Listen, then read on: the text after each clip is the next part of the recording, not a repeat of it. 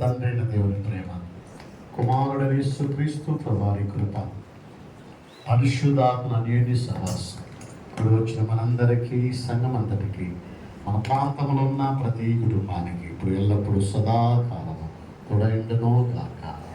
ఆమేన్. అందరికి వందనాలు.